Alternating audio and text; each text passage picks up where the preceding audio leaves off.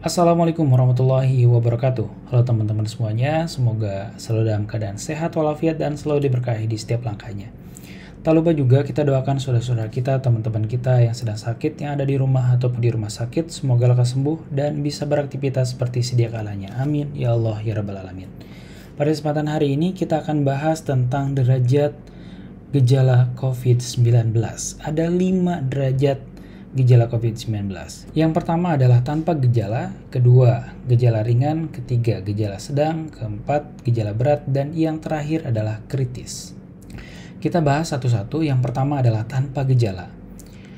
Pasien pada pemeriksaan PCR itu positif COVID-19, akan tetapi untuk gejalanya tidak ada batuk, demam, napas cepat, nyeri tenggorokan, itu tidak ada. Akan tapi pada PCR-nya itu positif COVID-19. Pasien-pasien yang tanpa gejala ini harus isolasi mandiri di rumah atau di fasilitas yang sudah disediakan oleh pemerintah.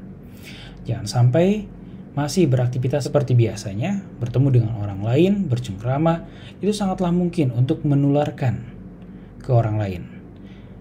Yang ditakutkan adalah menularkan pada orang-orang yang sudah lanjut usia atau pada orang-orang yang memiliki komorbid, penyakit penyerta. Gejalanya bisa lebih parah gitu ya. Jadi orang-orang yang tanpa gejala ini harus isolasi mandiri. Yang selanjutnya, yang kedua, gejala ringan.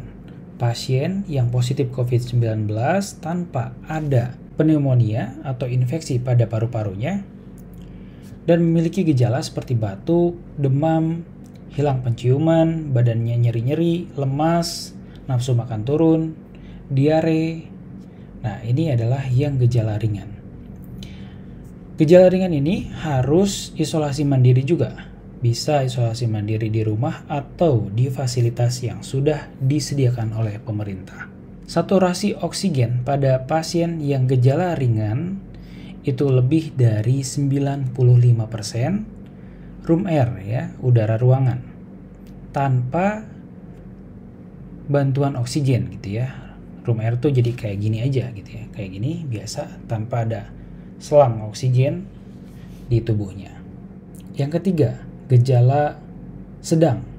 Pasien yang memiliki infeksi di paru-parunya atau pneumonia ya, yaitu infeksi di bagian kantung udaranya, di paru-paru, dan memiliki gejala napasnya cepat, ya, batuk, demam, dan ini harus dirawat di rumah sakit, ya, di ruang isolasi rumah sakit.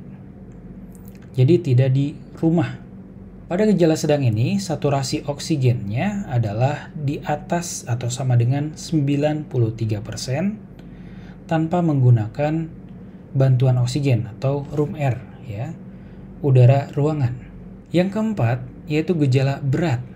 Pasien dengan pneumonia dan juga gejala-gejala batuk, demam, napasnya cepat, napasnya pendek-pendek ya, udah sesak napas. Nah, ini adalah gejala berat. Pasien ini harus masuk ke ruang ICU di rumah sakit. Karena apa? Karena napasnya sudah tidak kuat lagi ya. Napasnya bisa sampai lebih dari 30 kali per menit.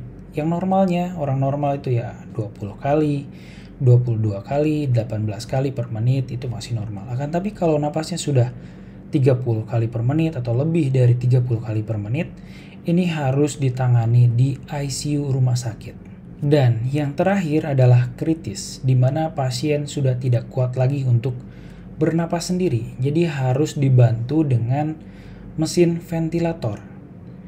Nah, pada pasien-pasien kritis ini ya, itu bisa sampai shock, bisa peradangan di seluruh tubuhnya, sepsis atau shock sepsis.